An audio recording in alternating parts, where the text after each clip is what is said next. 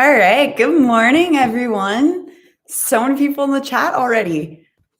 Well, first of all, cheers. Keto coffee cheers. I already finished mine. If you saw on my story on Instagram, I already made it and fueled up for this live stream. So keto coffee cheers to day 1 of the Summer Intermittent Fasting Challenge. So excited for this challenge. As you guys have seen, we have the new meal plan. We have a ton of grand prizes. So it's going to be really fun. So today I wanted to kick it off with talking about just the 5 easy tips to make sure that intermittent fasting is going to work for you and your goals. With that in mind, if you guys are new here for whatever reason and don't know who I am, my name's Autumn, certified clinical nutritionist with my master's in nutrition human performance. But probably all of you guys in the chat have already heard that whole phrase 1,000 times. So cheers to day 1 of the Summer Intermittent Fasting Challenge. We're going to be diving into the 5 easy tips to make intermittent fasting work for your goals. So let's just say hi to a few people. Hi, Kelly in LA. Susan at the Jersey Shore, Camille. Hi, Kathy, Jerry, Laura, Janelle, St. Pierre. Cheers, guys. Cheers to day 1. Really excited for this. So I don't know about you guys, what time it is for you. If you've worked out already, Trevor and I got in a nice pull-up workout in, which is something you'll see is going to be a good tip for making sure intermittent fasting is going to work for you. I think that's number 2. So we'll be getting to that shortly. I have all of my notes here because you guys know that I will ramble on whole nutrition side rants. So I want to make sure we're focused and get to the goods right away. Hi, Kathy. Hi, Andrea. Hey, Mike. All right. Cheers to day 1. Okay. So, and if anyone hasn't joined in already, don't feel like it's too late. A lot of AM peeps I know are starting next week as well because they're on vacation right now. So I have the details for the Summer Intermittent Fasting Challenge listed down in the description below. So feel free to check that out after or during the live stream so you guys can join in. We have a ton of new AM peeps in the AN private Facebook group, a lot of amazing people in there saying hi. So really excited for all the new AM peeps and all of the OG AM peeps to be joining in on our 12th intermittent fasting challenge, which is just nuts. All right, so let's dive into the first tip to make sure that intermittent fasting is going to work for you. I thought really hard about all of these on what I felt like was going to be the most important tips to make sure that intermittent fasting not only is going to work for you, it's going to make sure that you feel great. It's going to make sure that it fits with your wellness goals, your lifestyle, every aspect. So each of these are really crucial to make sure that you're not only going to achieve whatever wellness or weight loss goal you have, but also that you're feeling great and working with your physiology in the process. So the first tip here, and if anyone has the new summer meal plan, you probably have already read the importance of this, but it's to please make sure that you're getting your electrolytes in. That's just my need to you. So this one is really important, and this is really heavily emphasized in the new 6-week meal plan, which again also listed in the details down below. But the reason why this is so important, especially if you're brand new to intermittent fasting and you're adjusting your meals to more of the A and nutrient timing and eating a lot, more toward your wellness and weight loss goals, a couple things happen. First of all, we already know that with intermittent fasting, one of the main perks is that it naturally causes insulin levels to come down. This is what allows us to get more in that fat burning, turn on lipolysis, all of that we want, increase energy levels, all that, really great. But what can happen along with that is that as insulin levels come down, which is what we want, at the same time, it tells the kidneys to no longer hold on to water and sodium the way that it had before. So now we're losing a lot of water and a lot of sodium. Most people know to drink plenty of water, which is great. But if you're not getting the electrolytes in at the same time, you're actually further diluting the electrolytes that are already in your body. So you're making it more diluted. And that's where a lot of the symptoms, if you get those symptoms from intermittent fasting, that's where a lot of those are going to come in. It's just simply from that electrolyte imbalance. So, common symptoms of the electrolyte imbalance, or, a more severe form of it called hyponatremia. Any runners are probably familiar with that side of the term or terminology. Headaches, muscle fatigue, low energy. Those are really common signs that you are not getting enough electrolytes for your body's needs. So this is a really important one to make sure that intermittent fasting is going to work for you for the long run, because if you're feeling crummy, you're not going to want to stick with it.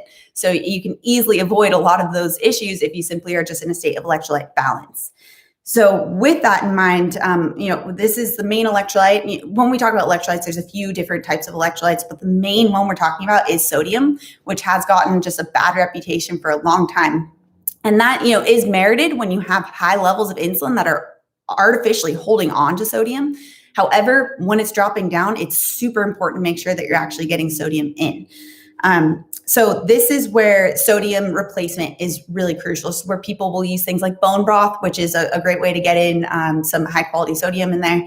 Sea salt, which is the way that I like to use it, or electrolyte replacements like Element, which I've talked about in the past. Whatever you choose, it's just important to make sure that you're actually getting electrolytes in. I talk a little bit more specifically on how you can go about increasing this in the summer meal plan, but even just simply salting your food to taste and adding in that Celtic sea salt to your morning water is a great place to start. So that one is really, really important. Make sure that you're actually replacing the sodium that is lost when the insulin levels dip back down. Okay. I see. Oh, by the way, I forgot to mention, I will be answering questions throughout as well as at the end. So make sure to throw your questions in the chat, and I'll scroll through and get to those toward the end, or maybe throughout if it's related. And if you can put 4 question marks before and after your actual question, that way it's easier for me to find them as I'm scrolling through. So for anyone who's just now joining in, this is the first day of the Summer Intermittent Fasting Challenge. We're doing weekly live streams for the Summer Intermittent Fasting Challenge. So this is first live stream for day 1. If you haven't already joined, check out the details in the description below. And today we're talking about the 5 easy tips to make sure intermittent fasting is working for you. And that first one was you've got to add electrolytes. So let's get into the second one here. Again, got all my notes to make sure I stay on track. The second one is I alluded to it earlier with my pull-ups, is to get active during your fasting window. So especially, it doesn't have to be a huge workout or an intense workout. In fact, I don't necessarily recommend that if you're first starting off, but it is important to get moving. This can just help your body to better utilize fat as fuel, especially if it's a lower intensity exercise in the beginning, something like walking or light yoga. Great way to just get the fat metabolism actually being used. Those lower intensity exercises where you're not breathing as hard, you're going to be at that lower heart rate. So the body is utilizing more fat as fuel anyway. So those are better workouts to start off with during the fasted state when you're brand new. But as you get more metabolically flexible, as your body gets better at utilizing fat as fuel, you can actually start to work out at higher intensities in that fasted state. So Trevor and I, for example, this morning did a whole pull-up routine. I have to use resistance bands because I am not capable of doing pull-ups, that many at least, without them. But getting active, of course, helps with that aspect. But also, if you're walking, it helps with decreasing the stress level. We've seen some studies on how walking outside can help to lower the serum cortisol levels, which is our blood level of the stress hormone cortisol. So really great way, especially if you find that you are more stressed, help with the fat metabolism. But also when you're contracting your muscles, so even from walking or from doing strength training, if you're able to get that in and you're more metabolically flexible, when you're contracting your muscles is when your body is going to start to become more insulin sensitive. This is something they've seen in a lot of studies, and it makes a lot of sense because when you're contracting your muscles, the glucose is actually going to be absorbed like a sponge with your muscles. So it helps to make it so you don't have to pump out as much insulin in response to the glucose levels. So incorporating, if you can, first things first, if you're brand new, doing some type of walking, especially outside or light yoga, something that's not as intense as you get metabolically flexible. And then as you continue on, using something like strength training to help make sure that you're really contracting your muscles, helping your body get more insulin sensitive. All right, I need some water already. You guys know I get like super dehydrated during these because I'm just talking this whole time. My dad's in the chat. Hi, Dad. Autumn, good morning. Hi, Becca. So Daniel just asked, hi, Autumn, is salt necessary in fasting? I just went over that. If you just rewind about 3 minutes, maybe, I just covered the details of that. So you can either rewind now or wait till this is over and check that out. Hi, Susie from Nevada. Hi, Alexis. So Cheryl asked, how much sea salt should I put in my morning water? That really depends on how much you're actually releasing. So I like to do it as a stepwise approach. So incorporating about 1/8 of a teaspoon at a time, seeing how I feel. And then the longer you do this, the more you can see when you need a little bit more. Maybe if you wake up feeling a little dehydrated, or you wake up you feeling a little bit lower in energy, you can experiment with adding in that extra 1/8 teaspoon as you go. But I personally have noticed that I've actually even lately greatly increased my high quality salt and sodium content. And that has really helped with my energy levels. I've been increasing my workouts, and you release a lot more sodium when you're exercising because you're sweating. So if you're exercising, you definitely want to make sure that you're adding in even more. You can always start off with 1/8 teaspoon at a time and see how you're feeling.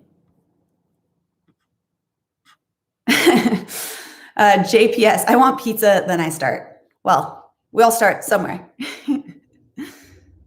Okay. Oh, Kayla says, good morning, all. Kayla from Portland, Oregon. I'm so grateful for this channel and being part of the AM Peeps. Thanks, Autumn. We're happy to have you here, Kayla. Christine said, what brand of electrolyte do you recommend? So there's a couple different ways to go about this for how you add in electrolytes. I've talked about Element in the past. They're really great.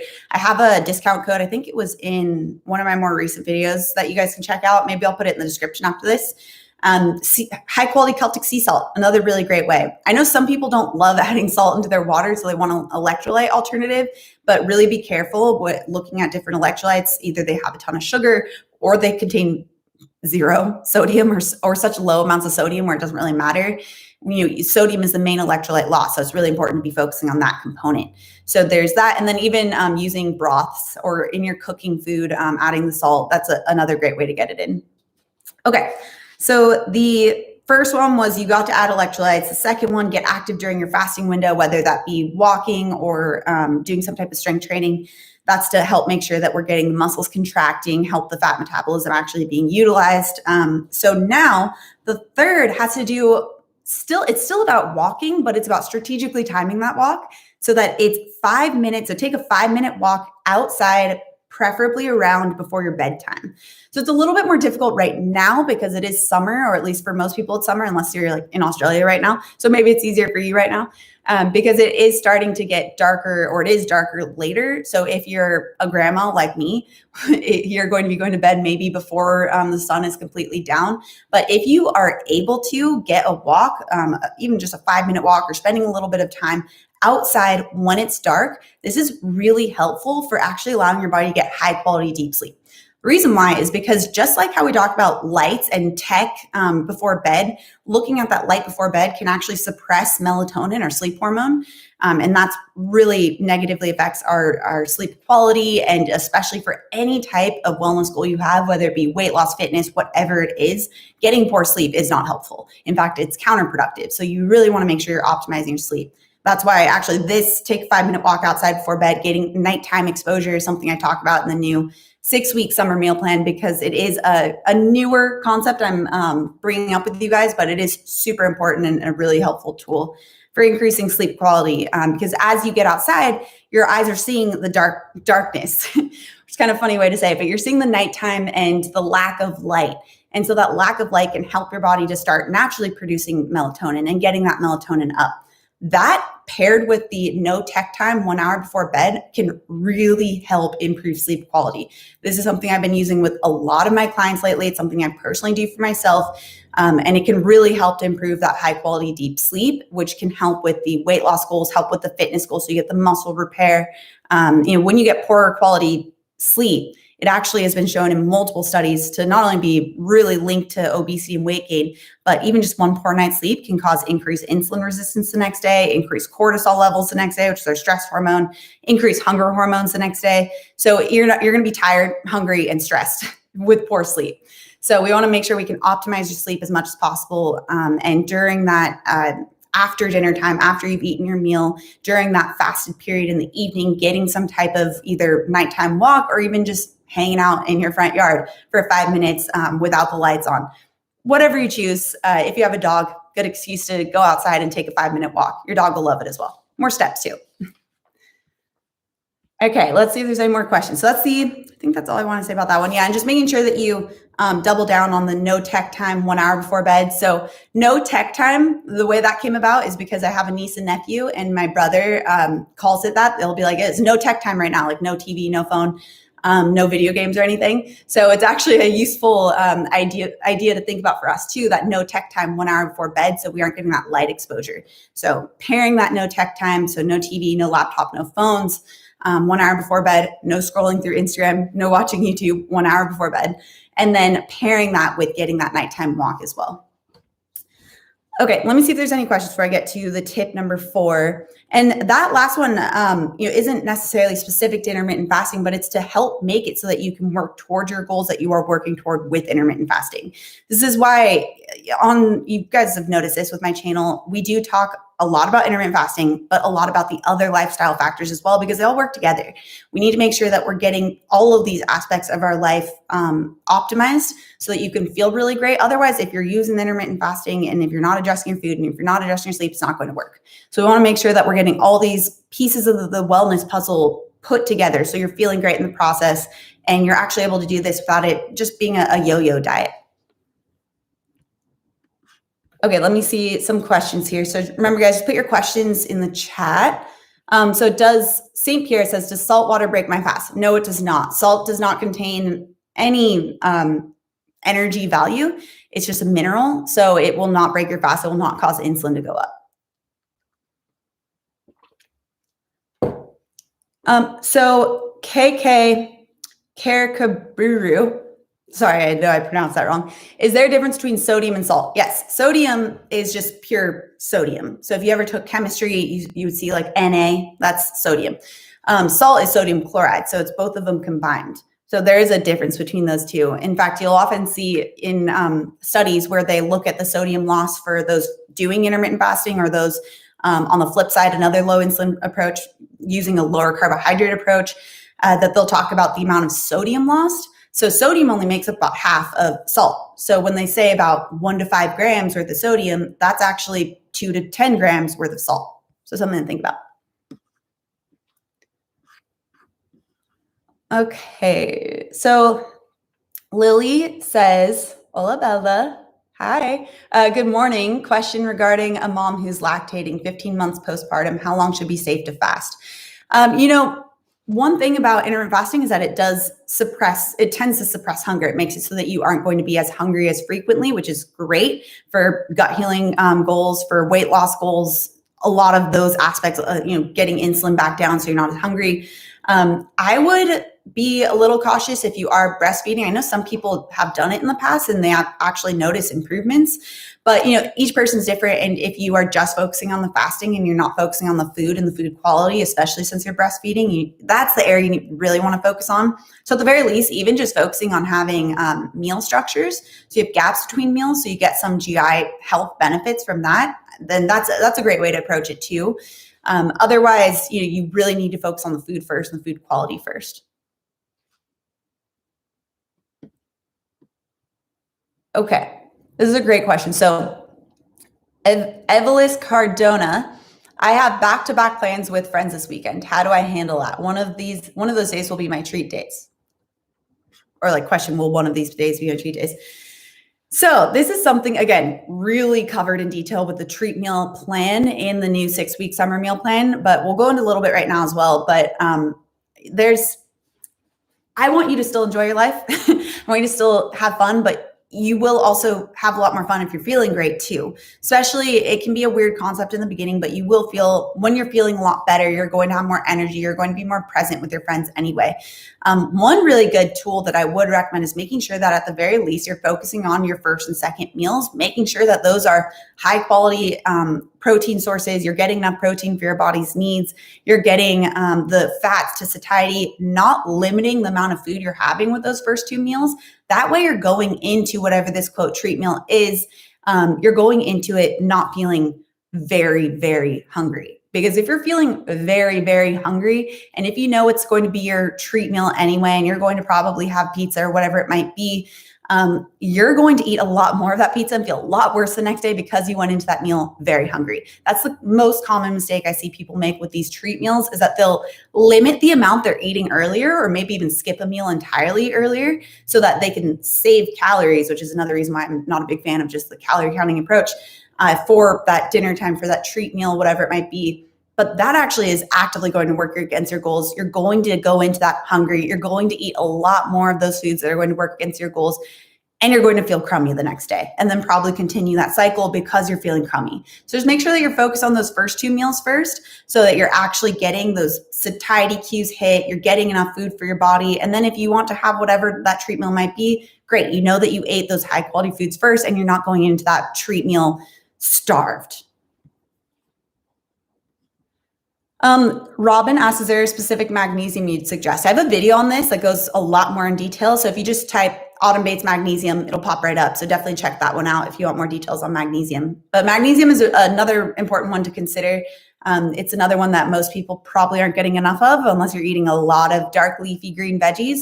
But even then, it's possible you're not getting enough. So check out that magnesium video. Just type Autumn Bates magnesium. It'll pop right up.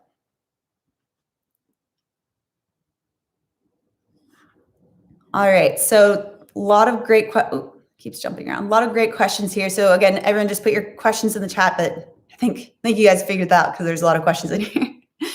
Which, by the way, if anyone is just joining in for this live stream, this is day 1 of the Summer Intermittent Fasting Challenge. So this is every week we're doing a live stream for the Summer Intermittent Fasting Challenge. If you haven't joined in yet, if you want the details for how you can join in, just check out the description down below. I have a link to where you can check out how to join the challenge.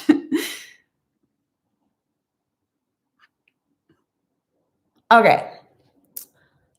Steph says, I don't always get time to exercise before work, and my stress level seems highest in the morning. What recommendations do you have for bringing the cortisol level down? If your stress levels are really high in the morning, I would wager you're probably not getting great sleep, because remember we talked about sleep quality can affect the cortisol levels and actually increase your cortisol levels the next day. So rather than focusing on the exercise, I'd go backwards in time and focus on your sleep, because the sleep quality probably isn't there. So making sure that you're going through those strategies we talked about in, what was that, the third tip. So about the taking the 5-minute walk, no tech time, maybe even a magnesium supplement, just depending on where you're at and if you're already taking that. But yeah, you want to take a look at your actual sleep quality first, because that can really affect your stress levels the next day. And if you're getting poor quality sleep, you probably really shouldn't even be pushing yourself with your exercise anyway. That can just be counterproductive. So everything kind of starts with sleep. So you want to make sure that is tailored as much as you can, which I know a lot of the new parents always are like, Autumn, I have a kid, I can't do this high quality sleep thing. At the very least, please make sure that you're aiming to optimize that sleep as much as possible. I'm assuming maybe all of us could adjust the no tech time. If you're on your phone, that 30 to 60 minutes before bed, that's something that you could do to help improve what sleep quality you can get. And going on that 5-minute walk outside, most of us have time to even step outside for 5 minutes and get our eyes exposed at nighttime. There's ways to at least optimize the sleep that you can get. So if you can't get a lot of sleep, just make sure that you're optimizing what you can get. Peter said, does 1 tablespoon of high-fat plain Greek yogurt break my fast? I need this for my medicine to work. That would break your fast. And if you do need something with your medicine, then obviously I would check with your doctor before using intermittent fasting.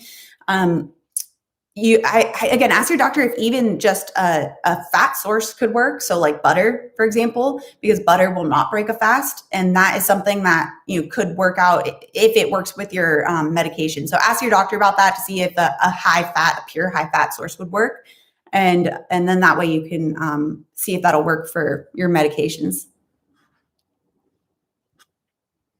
Ricky, men are welcome. I'm assuming someone's asking if men can participate. Yes, they can. We actually have Ron, who's in the Facebook group. He's had amazing success last year. I think in the first 6 months, he lost like 75 pounds, and his goal for the whole year was to lose 75 pounds. And he's rocking it. He's doing great. Okay, keeps jumping around. Oh, thank you. St. Pierre, great info. You're much appreciated. I have to go work out now. Cheers. Well, cheers. Get your muscles contracting. Okay, here's a great question. And we will go on to the 4th and 5th tip, but I want to try and answer questions as they come. Autumn, you've helped me so much with your content. Why am I slim in the morning, but my belly goes up 3 dress sizes by the nighttime? I'm doing keto and IF. What am I doing wrong? There might be some type of fermentation, like bloating going on. If there's that much of a change, that sounds like bloating to me. I can't imagine how there would be that much weight gain, like true weight gain, happening in such a short amount of time. So that's probably some amount of bloating.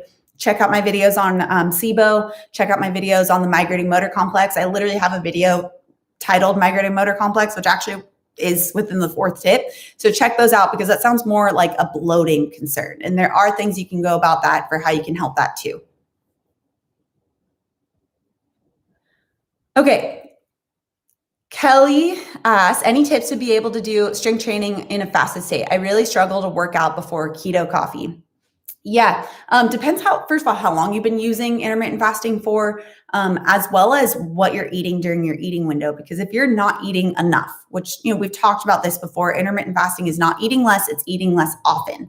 So if you're not eating enough during your eating window, so you're waking up the next morning, feeling tired, feeling fatigued, then that's already an issue. Second is the electrolytes. So remember, electrolytes can really drain our energy levels. So if you find that you're still eating enough for your body's needs, you're getting your protein, you're getting your high quality fats, which is a big one that I've seen a lot of women will skip out on. If you're getting all of that, check your electrolyte level. And then the third thing, if you still are having trouble in the morning, then check your sleep.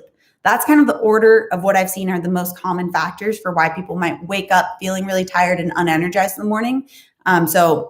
Checking what you're eating during your eating window, checking the electrolytes, and checking your sleep.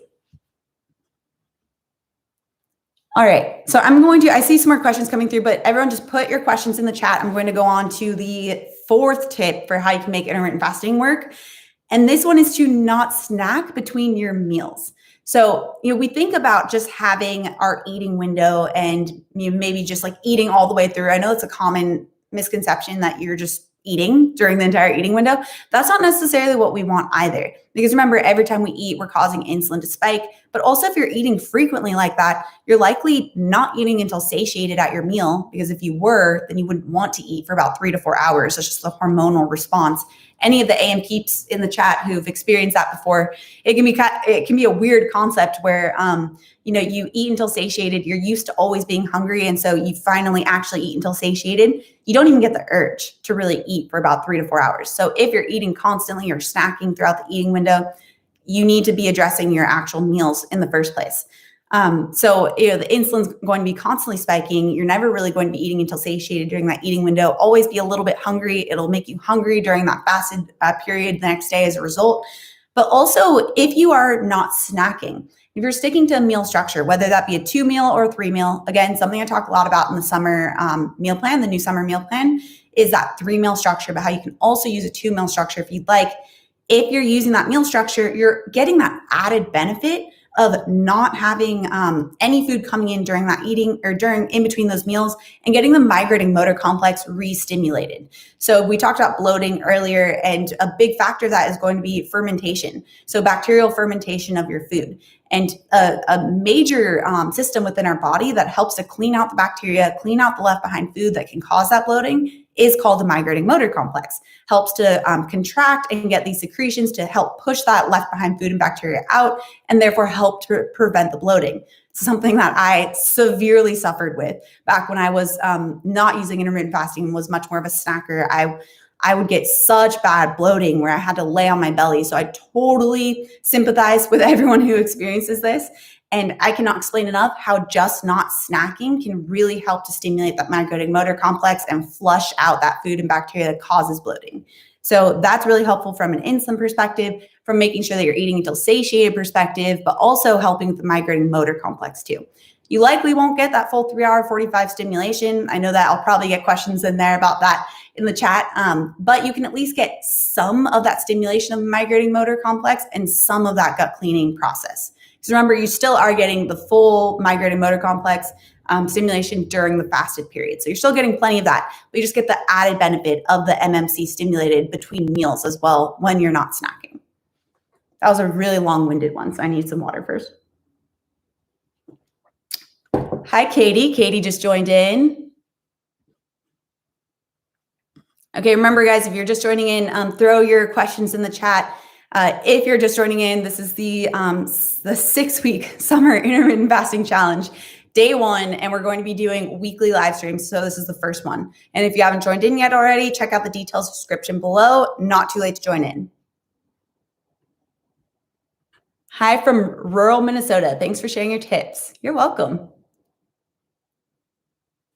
So Nabila asks how to incorporate vegetables if I suffer severe bloating after eating cruciferous vegetables. Couple things here, because there are people, if you have SIBO, which is small intestine bacterial overgrowth, where cruciferous vegetables are just going to be a problem. And you have to work with that with your doctor or your naturopath first to help naturally get rid of that SIBO. But if you don't have SIBO and if you have issues with some type of cruciferous vegetable, then I would just make sure that having all of your vegetables be cooked. That's a great way to help with the digestion process and help to speed up the digestion process a bit, so that the bacteria doesn't have as much time to munch on that those vegetables and the fibers and have those little bacteria farts that cause the bloating. So a couple of things are just check with your doctor if you have SIBO, and if so, then you'll need to address that first. If not, then try cooking your vegetables, and that's a great way to go about it. Jamila says, I'm a carb lover, but I'm trying to reduce my carb intake and increase my protein and fat. Is there any way I can outrun my fork? I'm assuming if you're typing that, you've tried that in the past. You've tried to outrun your fork and you've noticed that maybe it's not working.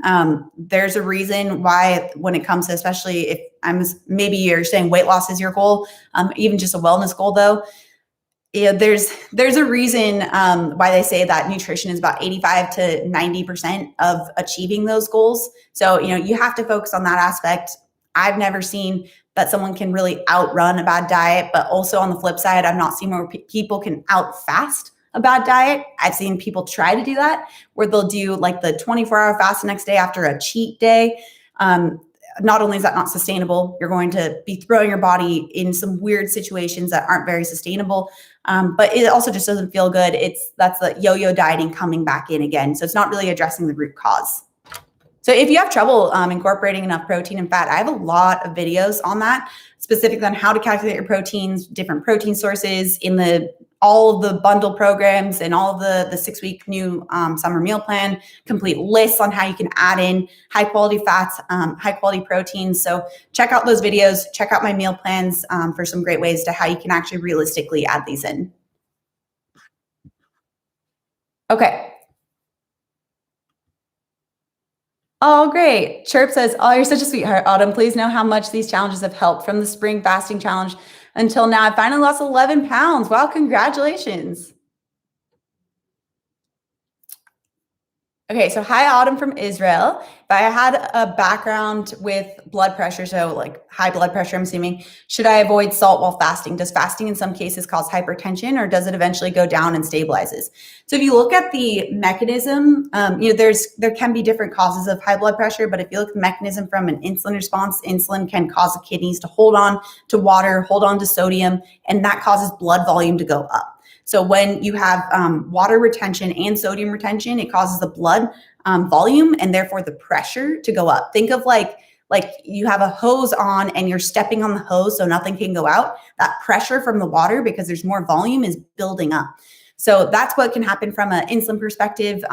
When insulin comes down, there's a process called natriuresis, where insulin allows the lack of insulin allows the kidneys to release that water and sodium, and that in itself can oftentimes cause blood pressure to come down. It's actually a really interesting study where they compared one group that had a low-fat diet, so therefore high carb, high insulin spiking diet, but that group also had a blood pressure medication, and then a low carb diet, so a low insulin spiking diet. And they compared those two groups in terms of weight loss, but also their blood pressure. And they found that the group that had the no medication and using the low carb diet, that they actually, about half of them were able to get off medications, get their blood pressures down, whereas only I think a quarter of them were with the other group. I have a video where I talk about that, but that's where the changes when you get insulin down for blood pressure can be often quite quick and quite drastic. So if you have a history of high blood pressure, and especially if you're on medication, work with your doctor on this through this process, especially one who's well-versed in these types of topics of intermittent fasting or lowering the insulin spiking foods, because there can be pretty quick reductions. And you want to make sure that if necessary, the blood pressure medication is coming down at the same time. So definitely make sure that you're working with your doctor on that. Rainy Steps. Thank you for the super chat. What do you think about Wim Hof breathing? I think it's great. I've actually done it a lot in the past. There is some research on it with how it can help to switch you over from a sympathetic state to a parasympathetic state, which sympathetic is more of that fight or flight mode. Parasympathetic is that rest and repair. So that makes a lot of sense. The diaphragmatic breathing, where you're doing that deep breathing, the hyperventilation, getting more oxygen flowing through your body. There has been some research on how that actually can really help to get you out of that stress state. So it definitely can be incorporated as something part of your routine. I should probably do it more often. I was doing it for a while and felt really great, but yeah, it's fantastic. Okay, Maui Girl said, should I change up my eating and fasting window every now and then? I'm postmenopausal and haven't had any weight loss while IF. I hate to sound like a broken record, but have you looked at your food? Have you adjusted your meals? Have you increased your protein? Have you decreased the insulin spike in carbohydrates? Have you incorporated more fats? Especially postmenopausal, women tend to be more insulin resistant. So being more insulin resistant means that you're going to be more carbohydrate sensitive. So that's where it's going to be extra important, where not just fasting. Fasting is great because it is going to help get with balancing out those insulin levels, having those periods of low versus insulin secretion. However, if you aren't also at the same time addressing your food, it's kind of a moot point. You need to be looking at both.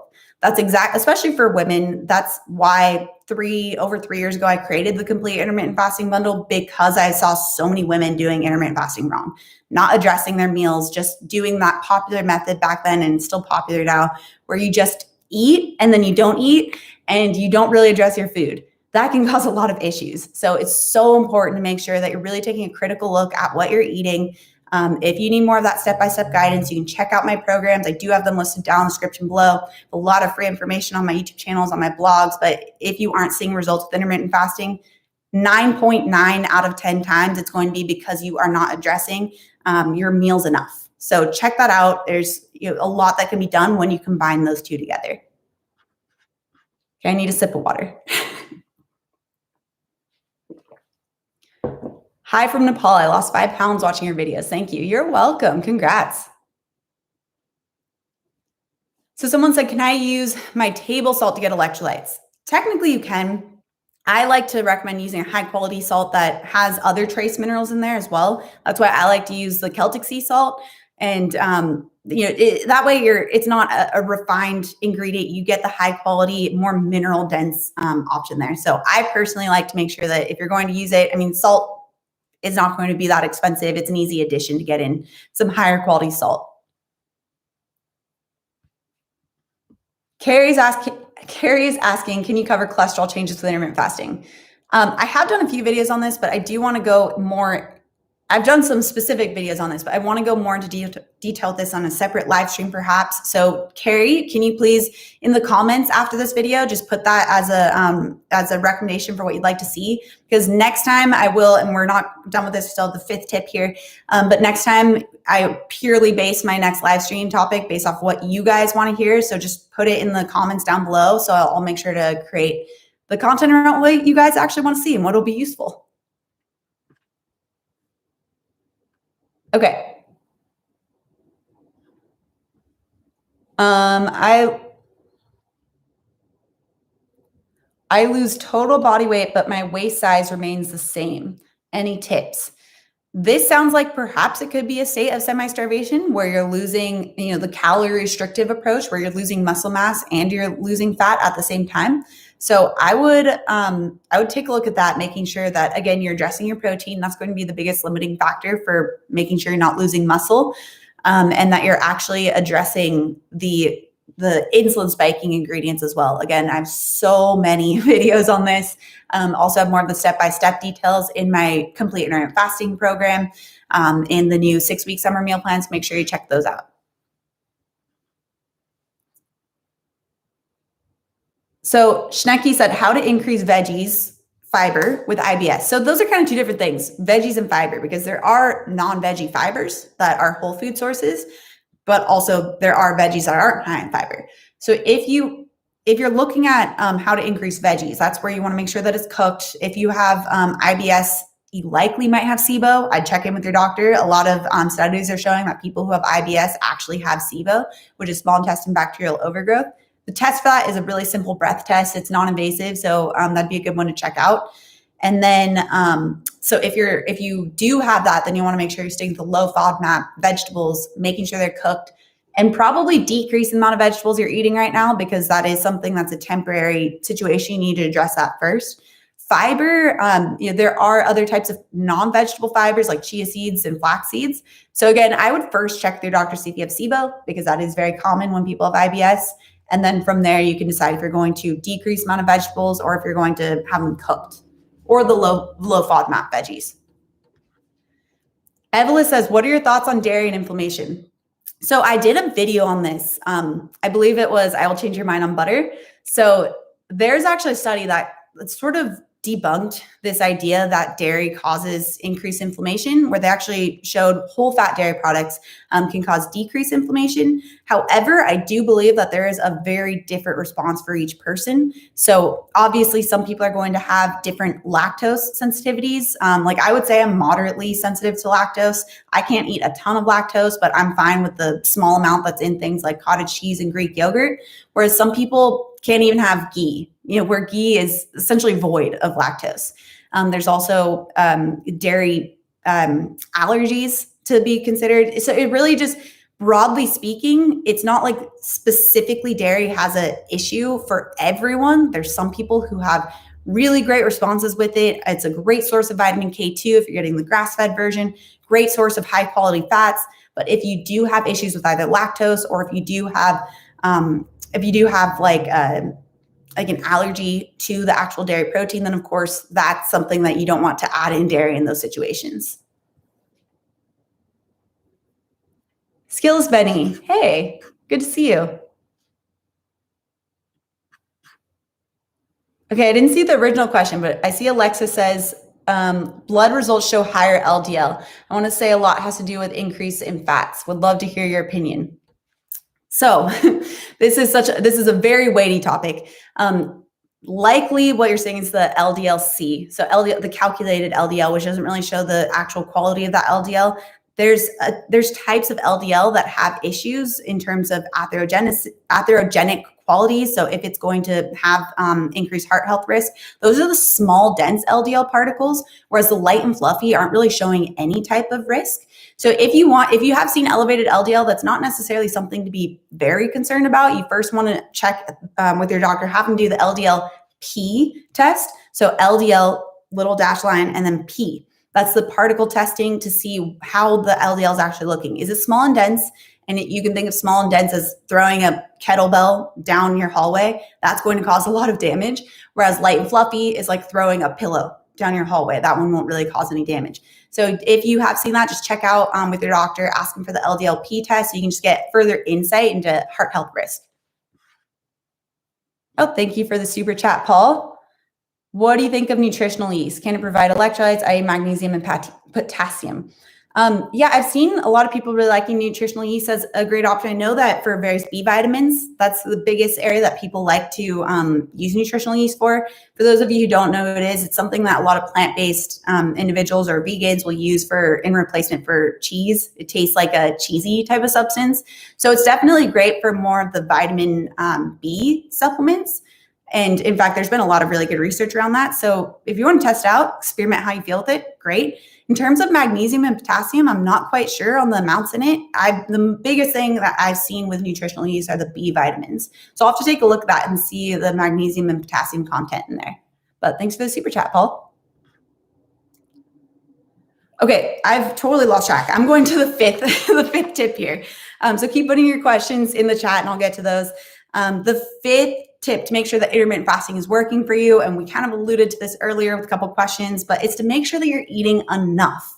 So again, this is intermittent fasting. It's not eating less, it's eating less often. The benefits of intermittent fasting, you'll hear a lot of people who don't fully understand intermittent fasting will say it's purely because you're removing a meal. That's not the case. It's because you're getting breaks in between your meals where you're not secreting that storing hormone insulin. So by having that fasted state, insulin is allowed to naturally come down. That's shown in multiple studies that insulin is coming down, that fat burning is increasing with intermittent fasting. There's increased lipolysis as a result as well. So obviously there's hormonal changes outside of just simply you're eating less. And in fact, a lot of people aren't eating less, but if you are using that state of semi-starvation, that calorie restriction, which in studies is what it's called, a state of semi-starvation, then that can be a problem. It can make it so that you're going to be hungrier the next day, have increased hunger hormones the next day, make it even harder to fast to even get those benefits of fasting. So make sure that you are, this is where it's going to be so crucial, getting enough protein during your eating window, making sure that you're eating fats to satiety. I have in the new summer meal plan a whole list of fat add-ons that you can incorporate and increase if you find that you are still hungry. You need to adjust it to your activity level, your hunger level, making sure that you're actually getting enough of those high quality fats to feel satiated in addition to the satiety of protein. So remember, protein stimulates peptide YY, that's satiety hormone.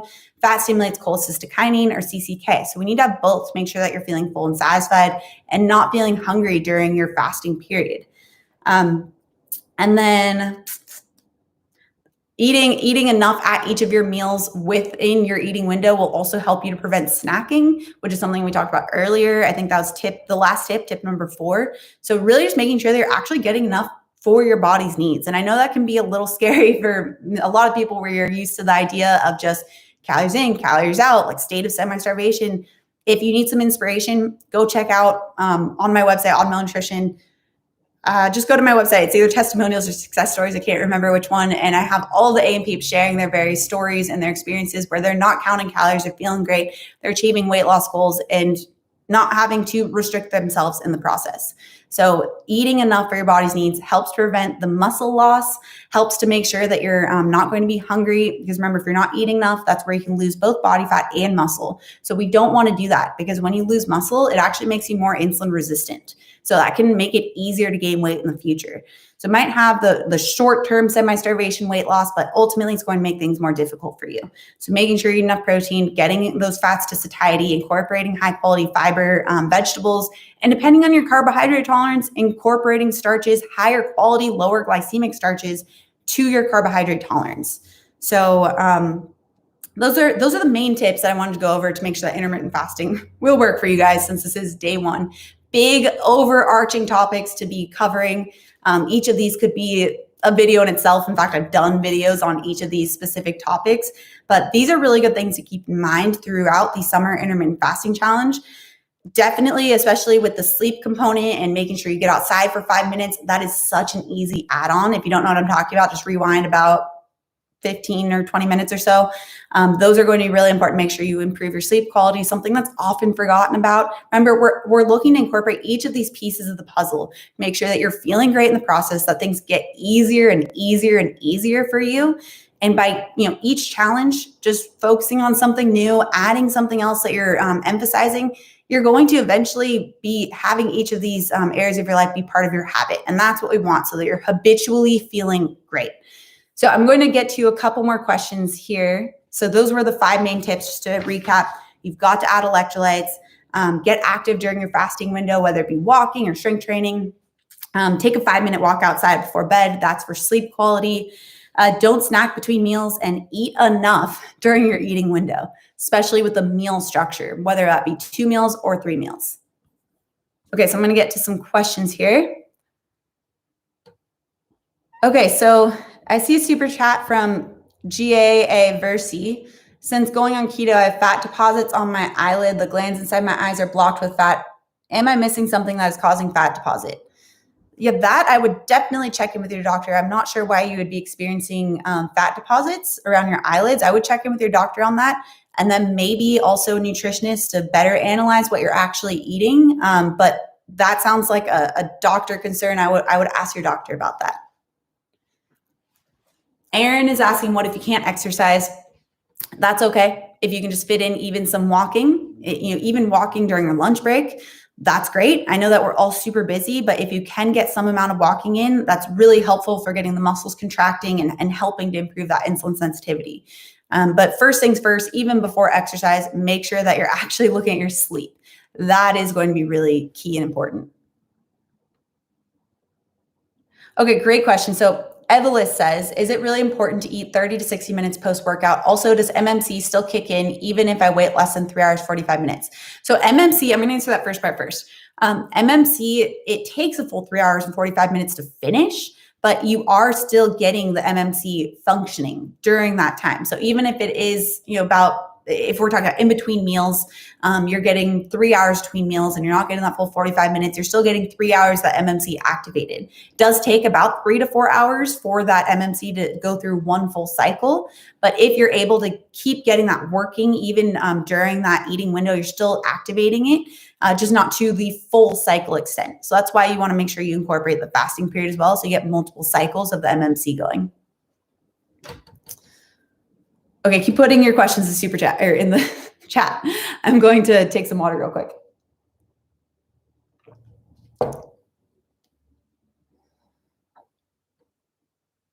Okay, great question. So a lot of great questions on here. I'm going to start with this top one. That was a little older question. Does cinnamon break a fast if used in coffee? Short answer, no, but it also can depend on the amount. For all of the questions on does blank break a fast, I have a whole section on my blog. If you go to AutomelNutrition/blog, there's a whole section called Does It Break a Fast? I think I have like 60 different articles on there on the most common things that people ask if it breaks a fast, like turmeric or lemon or cucumber water, heavy cream, half and half, sea salt, water. So I have all of those on there. Make sure you check that out. That way, if you ever have a question, you can check that section, and I probably have it on there. If not, ask me to make the article and I'll write that up. Okay. Are lunch salads okay for dinner? Salads can be perfectly fine at dinner. I'll have salads on the occasion at dinner, especially for during the summer when it's hotter and you want something a little more refreshing. The one area of concern is if you have any GI issues right now, like if you, for example, are following the complete intermittent fasting bundle and you're looking to use the gut healing guru protocol, you'll probably want to stick with mostly cooked vegetables because it is going to be broken down easier, especially in the evening. Because in the evening, especially before bed, our GI tract tends to slow down a bit. So you want to make sure that you're not slowing it down further by having those raw vegetables that are harder to break down. So if you have a history of gut issues or you're looking for gut healing, you'll want to make sure you have the cooked vegetables in the evening. Okay, should I think about balancing different types of fats, i.e. omega-3 versus omega-6, and managing cholesterol levels on a low-carb IF schedule? So regarding the balancing different fats, absolutely, you don't want to be eating high amounts of omega-6, but if you're not eating if you're not focusing on seed oils, the plant or vegetable oils, then you won't be getting high amounts of omega-6. So by eating, for example, grass-fed beef, by having fish, by using even butter, you're going to be getting high quality omega-3 sources that will help outweigh and balance out omega-6. As long as you're not having a lot of the grains or depending on your carbohydrate sensitivity, any grains and the seed oils. Those are the biggest issues when it comes to high amounts of omega-6. Yes. So Carol said, I really like addressing cholesterol changes with IF. Absolutely. There is even, I don't want to get too much into it right now, but there are even like a studied result of what happens when you start to lose weight. Cholesterol levels will temporarily go up purely because you see cholesterol storage within fat. So as that gets released in the body, it's pretty common to see cholesterol levels go up when you start to lose weight. Most doctors should be aware of that phenomenon as well. It's been studied for a while. So especially if you've recently lost weight, then you probably are seeing increased cholesterol from that. Could even just be from that period.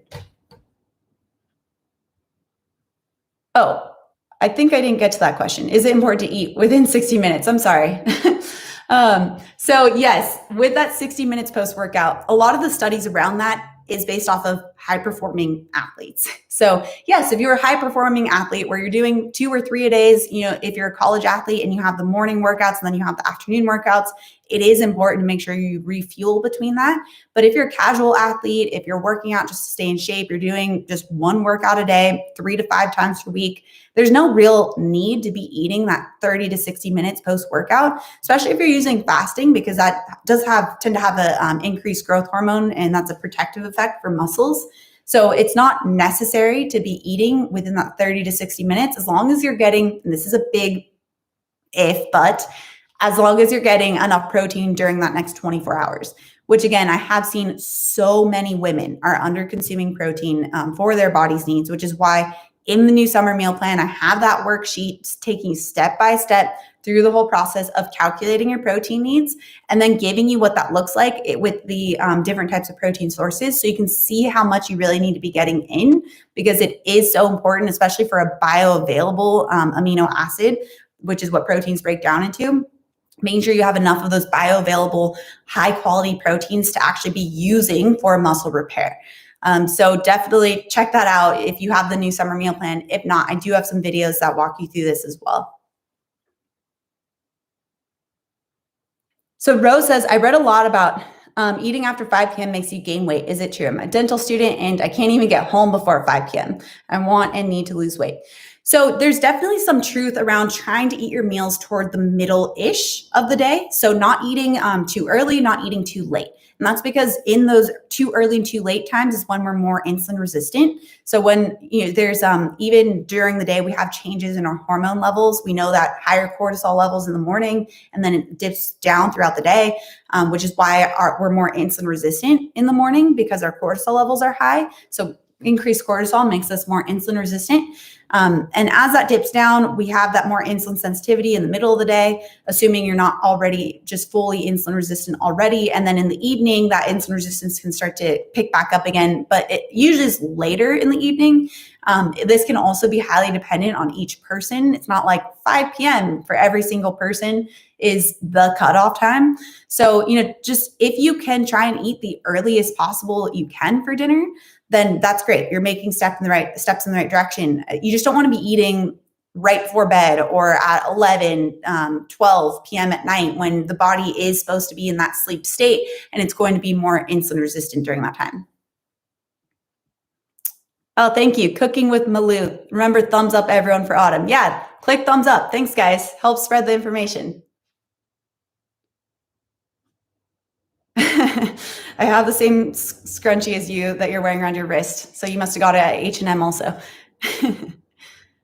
All right, so I'm going to answer a couple more questions here. Oh, Laura says, enjoying my sunrise surprise smoothie. Cheers to that. I'm going to tell my grandpa. And if anyone's wondering why I'm saying I'm going to tell my grandpa, he was the inspiration for that recipe. It's not just me being weird and wanting to tell my grandpa about you guys having smoothies. So again, another question about having plateaued after using intermittent fasting. Assuming that you might have just tuned in right now, you really make sure you're addressing your meals, really make sure that you're addressing what types of foods you're eating, your carbohydrate sensitivity, first things first, protein, next carb sensitivity, next eating fats until satiated. Just make sure you're addressing that, because just intermittent fasting on its own is not going to cut it. You're going to lose weight temporarily because of just that simple state of semi-starvation if you're not eating enough or you're not eating enough of the right types of foods. But if you want those sustainable results, you have to be pairing your intermittent fasting with those high quality, low insulin spiking food choices as well. So I've said this multiple times throughout this live stream, but if you are just tuning in, this is the day one of the Summer Intermittent Fasting Challenge. And if you want to join in, if you want to focus more on those high quality food choices, have that meal by meal planning, check out the description, the link in the description down below. There's multiple options for meal plan choices. There's plant-based recipe options and swaps. There's animal-based options. So there are a lot of different ways to make this fit you and your goals. So definitely, if you've been having issues, check that out. So you have more of a step-by-step meal process that you can follow outside of just looking at intermittent fasting. Because intermittent fasting is a great tool, but we don't want to just rely on one tool as a crutch. That's not going to get you where you want to be for long-term progress. We have to look at each of these different aspects. And eating until satiated with the right types of foods is a really important component. Okay, one or two more questions here. So Megan is asking, your 6-week meal plan has treat day info. Should we be doing this during the 6-week challenge? I talked about that in the 6-week challenge on when you should start incorporating those or how often you should. It depends on if you've been having difficulties losing weight, and if you are having difficulties losing weight, I would hold off on that for a little bit and use that more as a maintenance period. Because depending on your carbohydrate sensitivity, incorporating the treat meal too soon can make it so that your weight loss will be really stalled. But if you find that you are still able to lose weight and achieve your goals while still incorporating that treat meal, great. It's just finding that balance of how often you can incorporate those treat meals and still achieve your goals and still feel great in the process. Okay, Robin, that's a great question. What are ways to determine carb sensitivity? I'm going to put that down as a good topic for next time. See, I have my pen, so I'm ready.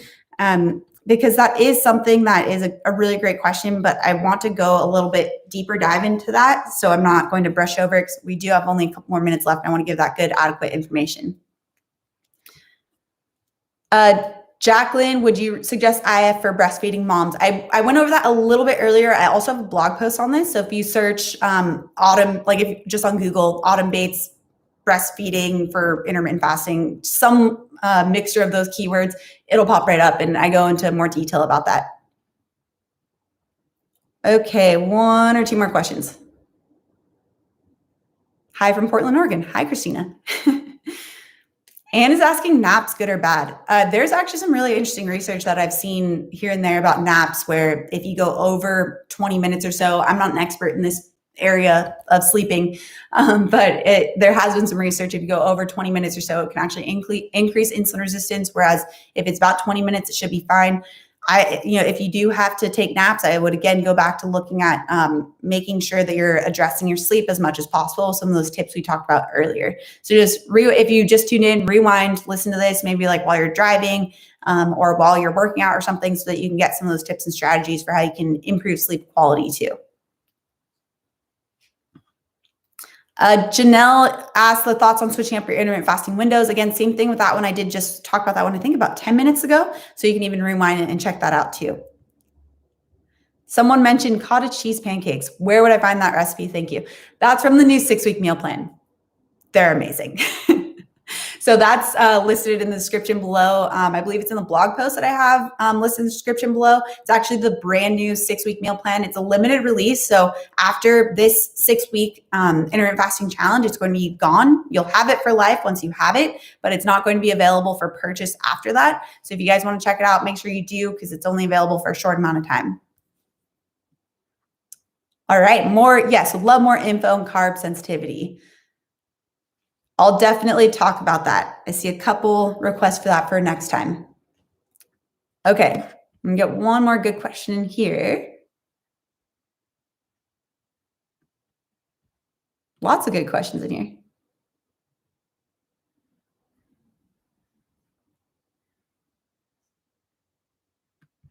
Okay, so one question, would you recommend keto with IF? That really, using a keto approach is a very, very low carb approach, which for some people can be merited. So especially with more extreme carbohydrate, where you are less tolerant of carbohydrates and you have more difficulties with utilizing carbohydrates, then absolutely that can be a great approach.